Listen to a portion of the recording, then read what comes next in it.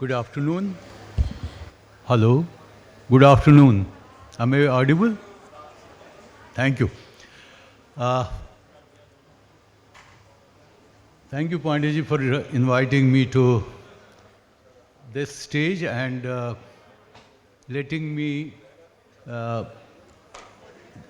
just give the report in a concise manner in few minutes what happened during last 2 days, or rather 3 days in fact. Respected Markandeji, Dr. Tony Devine, Dr. Sunil Rai, all guests who are sitting in this hall, my dear students, guests from India and abroad. Namaskar to everyone. It is my pleasure to be here with all of you. I really feel humbled that I have been chosen to summarize the proceedings of these 2 days and give the final remarks on what further needs to be done as far as educational system is concerned. Peace, in fact, as we know, the Sustainathon, the first day we had one program which is known as Sustainathon, where few statements were given that how peace, how peace can be achieved in the society, what needs to be done in order to achieve this peace, how do we work in the direction of SDGs, and ultimately, how do we transform young talent into ultimately useful citizens of tomorrow who will be considered to be respectable and responsible citizens of tomorrow. A lot of entries were there, and though we had very short period, there were a lot of teams who wanted to participate. We could identify 50 teams, and we gave mentors to them, allotted mentors to them, and these mentors guided them in order to ultimately finalize what exactly need to be done and define the problem. And these students will be working for another few months in order to come up with the solutions. In this, a lot of competition was there. There was a jury, and jury from industry as well as academia was there. And they have identified some projects which will be financed where some angel capitalists will also be supporting them in order to finally come up with their solutions. They have been able to get a lot of data from regarding the community problems, the problems which are in the society, which are related with the, could be social problems, it could be educational problem, could be any other problem, and they have tried to see that how these, the solution can be given to them.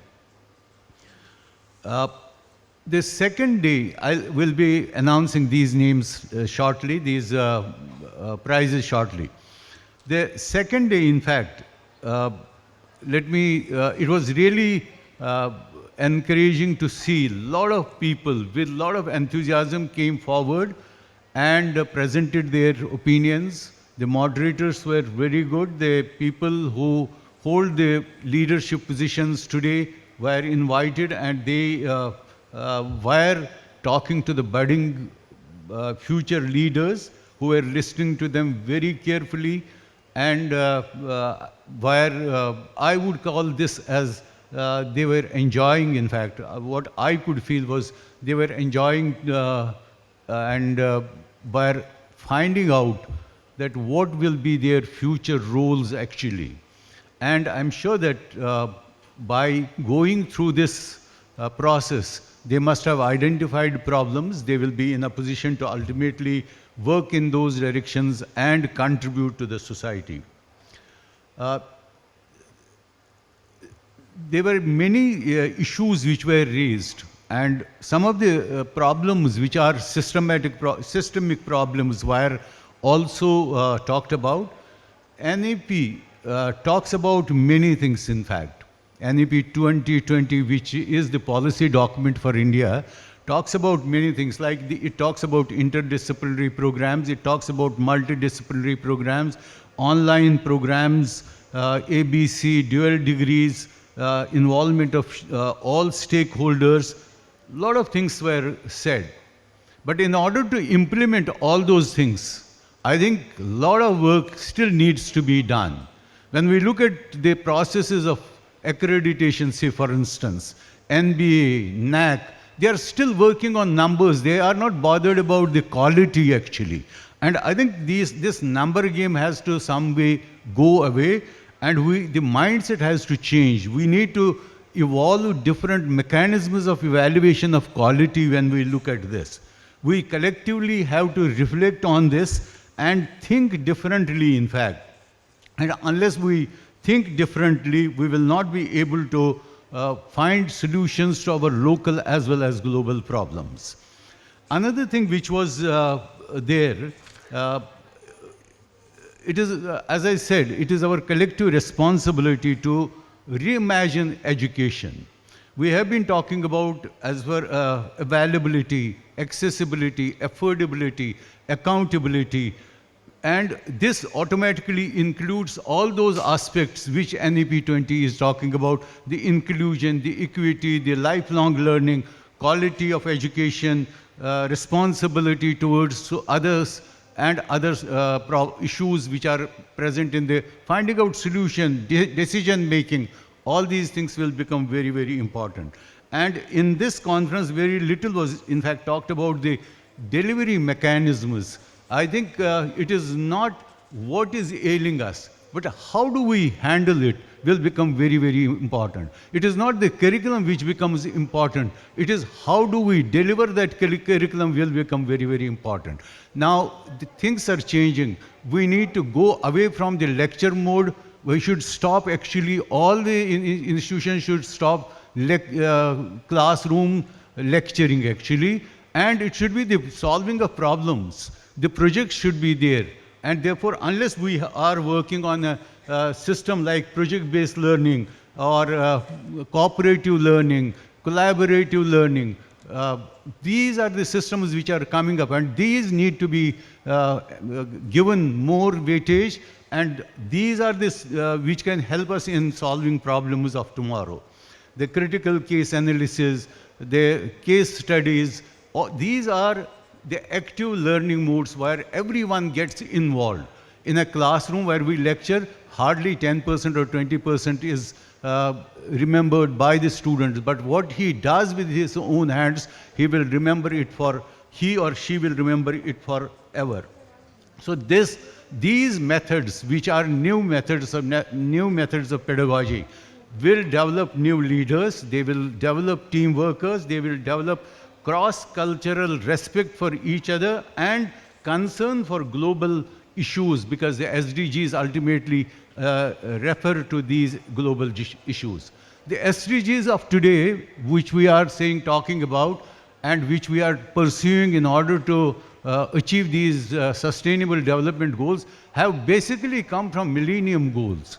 Now, if we look at those Millennium Goals, like eradicating poverty, achieving universal primary education, promoting gender equity, reducing child mortality, combating diseases, ensuring environmental sustainability and global partnerships, I think we have yet to achieve them. Though these SDGs have come in order to achieve these, but we find there are still a lot of space needs to be covered before we can say that we have been able to do it. In the morning, people talked about, Dr. Moon talked about the Ukraine, the issues as far as the peace are concerned, the Ukraine, Russia, USA, Afghanistan, China, Taiwan, China, Arunachal Pradesh, which we are now looking at. Yes. Many such issues are there, which are there. So the peace cannot be achieved unless we really achieve these SDGs, and which in the which actually lead to achieving of these millennium goals which we had earlier, 8 millennium goals which we had earlier. Now, this is what is required, and in order to do it, we at Manav Rachna University established a Center for Peace and Sustainability, and this center has been working in these directions. It is promoting the new ways of pedagogies, new ways of learning, project-based learning, active learning methods, cooperative learning methods, case studies. This is how things will change. It cannot change, and nothing will happen unless the educational system addresses it. Educational system is one system which ultimately takes care of the youth and gives them the skills. We were talking about yesterday in educational conference that skills need to be given. Those skills can come only when we educate them in that particular manner. And therefore, once we look at these, then and only then we will be in a position to have zero poverty, zero hunger, zero child deaths, zero diseases, and zero discrimination, zero human trafficking. All these things will happen only when our youth becomes the ambassador for these movements. And once we do it, we will be in a position to achieve peace at large. Now, peace does not mean absence of different opinions, in fact. It means that there are different opinions. How do we resolve those conflicts will become important. So each and every one of us needs to understand that the conflicts will be there. There will be different interests in different people. But how do we resolve those conflicts? How do we evolve those techniques of resolving these conflicts will become very, very important. The interfaith movement, the non-violent resistance, the peacekeeping, peace education, human rights, non-violence, gender and environmental issues, and ultimately the coexistence. These are some of the areas in which our students should be working. And once we educate them in these directions in our institutions, probably they will be able to understand the importance of peace, and that will ultimately lead us to achieving what we today are called Vasudeva Kutumbakam. At the end, I would say peace can be achieved when we allow others to express so that they can communicate, respect their views, show care and concern for each other. It requires teaching younger generation art of peer mediation and coexistence. That is what is the real meaning of Vasudeva Kutumbakam. We need to come together and work together in order to bring peace to the whole globe. Thank you. Thank you, sir. Thank you very much.